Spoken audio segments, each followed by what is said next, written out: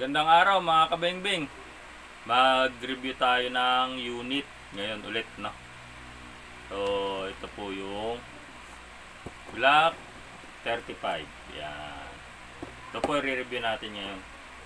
So, nung nakaraan po, nag-review tayo nung Glock 19 Gen 5 MOS. Yun po yung siyempre yun yung tunay na Glock. So, ito naman po, airsoft naman po tayo ngayon, airsoft. So, ito po si Glock 35. Yan.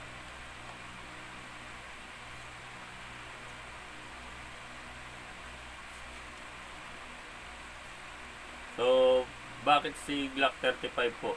So, ito po ay may selector switch. Yan po.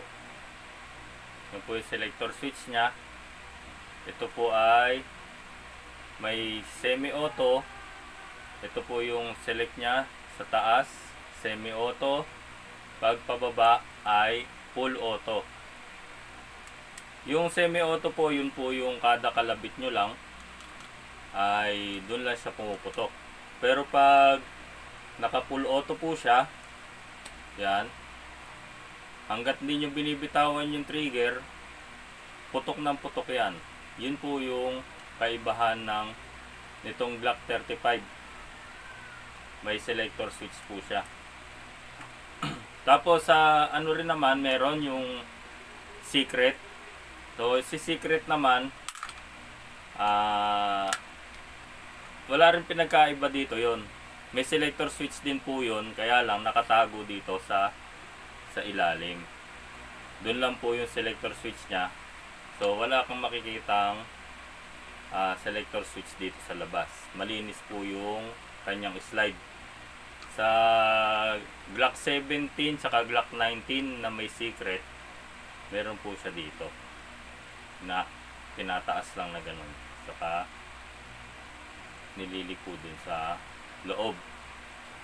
Tapos yun naman, aalisin mo yung magazine, saka mo siya i-select.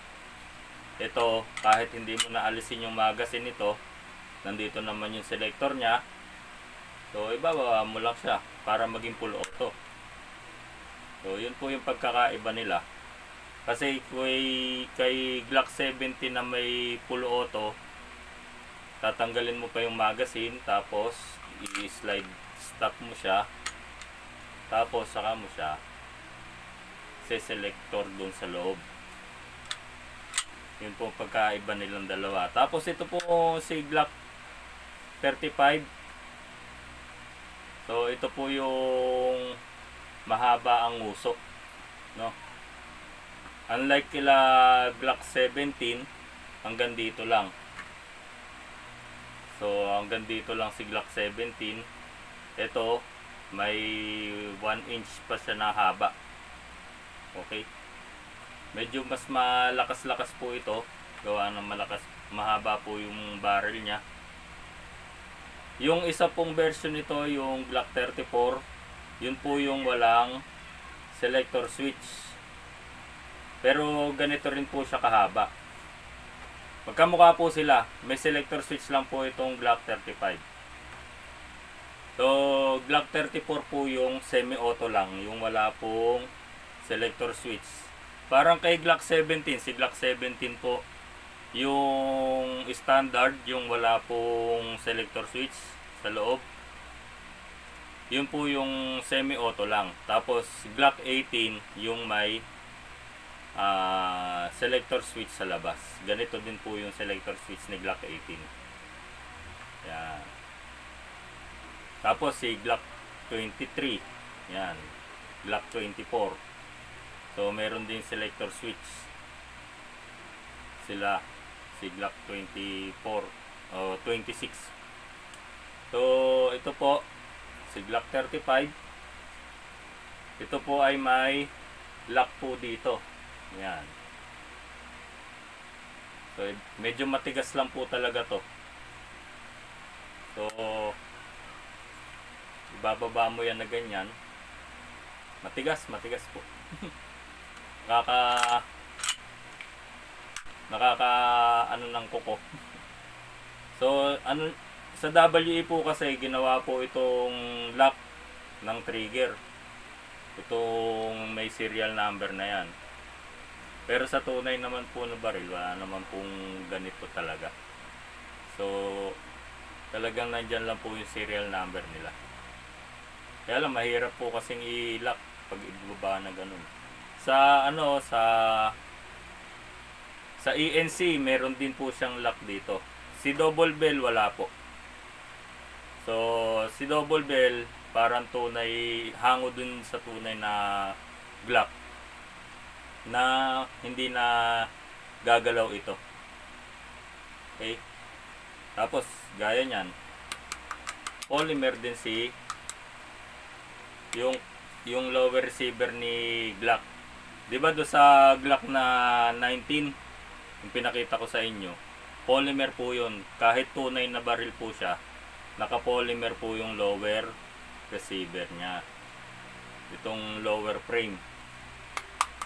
So ito, polymer din po yung lower frame, tapos metal po itong slide. Yan. So pag binaklas po ito, atras po muna to. Yan. Para yung hammer po ay bumaba.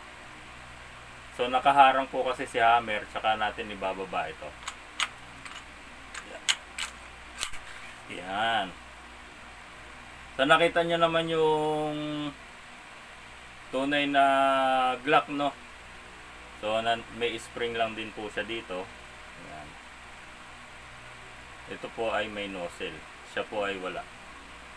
Tapos pinakita ko rin po yung kaibahan ng lower frame. So ayan po yun, pagkakaiba ng lower frame nila. Ito po ay may hammer. Ayan. Yan po yung hammer nya. So sa tunay po, wala pong hammer.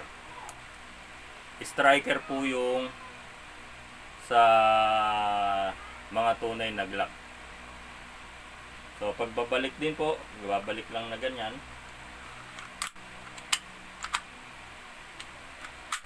Yan.